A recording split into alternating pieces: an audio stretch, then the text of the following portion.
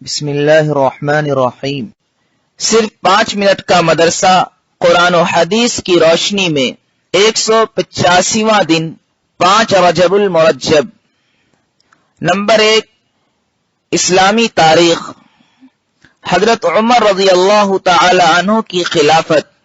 حضرت ابو بکر صدیق رضی اللہ تعالی عنہ کے انتقال کے بعد حضرت عمر فاروق رضی اللہ تعالی عنہ مسلمانوں کے دوسرے خلیفہ بنے۔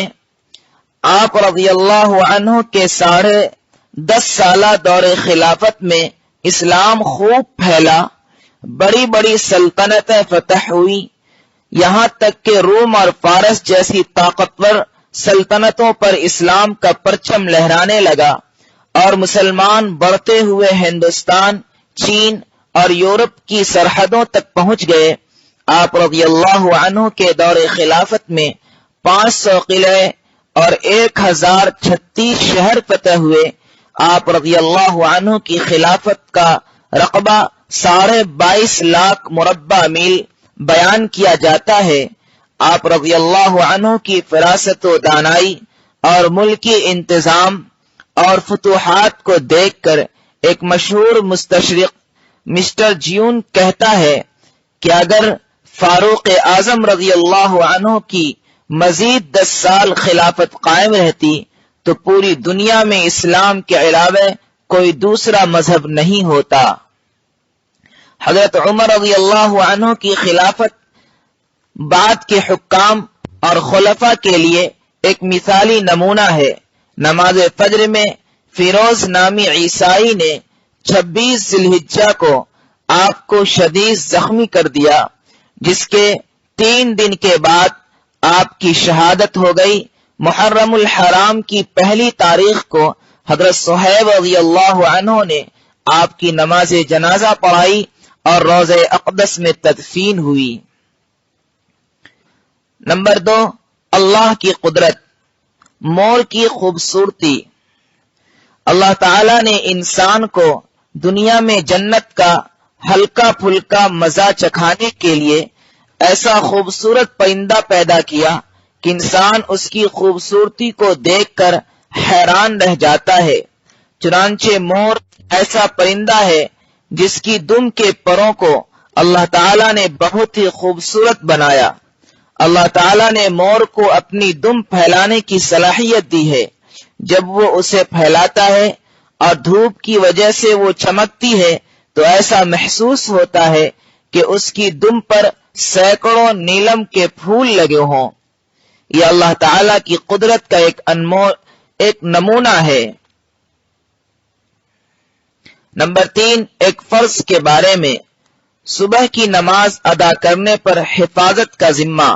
رسول اللہ صلی اللہ علیہ وسلم نے فرمایا، جس نے صبح یعنی فجر کی نماز ادا کی وہ اللہ کی حفاظت میں ہے۔ نمبر 4، ایک سنت کے بارے میں، ہاتھ پاؤں کی انگلیوں کا خلال کرنا۔ رسول اللہ صلی اللہ علیہ وسلم وضو فرماتے تو انگلیوں کا خلال فرماتے، ایڑیوں کو رگڑتے اور فرماتے کہ انگلیوں کا خلال کرو، اللہ تعالی ان کے درمیان جہنم کی آگ داخل نہ کرے گا۔ نمبر 5، ایک اہم عمل کی فضیلت، اللہ کے واسطے محبت کرنا۔ رسول اللہ صلی اللہ علیہ وسلم نے فرمایا، قیامت کے دن عرش الہی کے سایہ میں 7 قسم کے لوگ ہوں گے، ان میں وہ لوگ بھی ہوں گے کہ جن کا ملنا جلنا بھی اللہ ہی کی محبت کی وجہ سے ہوتا تھا۔ نمبر 6، ایک گناہ کے بارے میں، قرض ادا نہ کرنا۔ رسول اللہ صلی اللہ علیہ وسلم نے فرمایا، کبیرہ گناہ کے بعد سب سے بڑا گناہ جس کو بندہ لے کر اللہ کے ہاں حاضر ہو وہ یہ ہے کہ موت کے وقت آدمی پر قرض ہو اور اس کو پورا کرنے کے لیے مال چھوڑ کر نہ جائے۔ فائدہ، مالدار اگر اپنی زندگی میں قرض ادا نہ کر سکا تو مرتے وقت اپنے ورثہ کو قرض ادا کرنے کی وصیت کر دے، اور جو مالدار نہ ہو تو زندگی ہی میں معافی تلافی کر لے، ورنہ قیامت کے دن نیکیوں میں سے اس کا قرضہ ادا کرنا ہوگا۔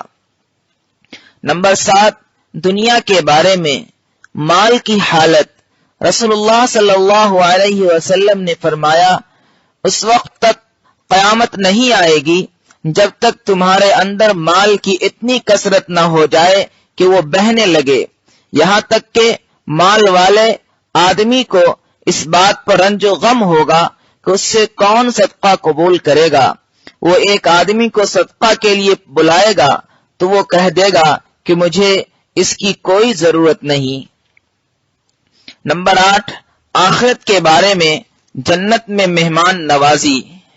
قرآن میں اللہ تعالیٰ فرماتا ہے، بے شک جو لوگ ایمان لائے اور نیک کام کیے ان کی مہمانی کے لیے فردوس کے باغ ہوں گے، وہ ان میں ہمیشہ رہیں گے اور وہ وہاں سے کہیں جانا نہیں چاہیں گے۔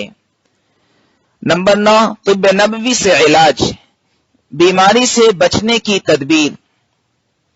رسول اللہ صلی اللہ علیہ وسلم نے فرمایا، جب تمہارے برتن میں مکھی گر پڑے تو اس کو پہلے پوری طرح ڈبا دو، پھر نکال کر پھینکو، کیونکہ اس کے ایک پر میں شفا ہے تو دوسرے میں بیماری۔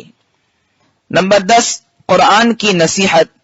قرآن میں اللہ تعالیٰ فرماتا ہے، کیا تم دوسروں کو نیکی کی نصیحت کرتے ہو اور اپنے آپ کو بھول جاتے ہو، حالانکہ تم کتاب کی تلاوت بھی کرتے رہتے ہو، بس ایسا کیوں کرتے ہو؟ کیا تم اتنا بھی نہیں سمجھتے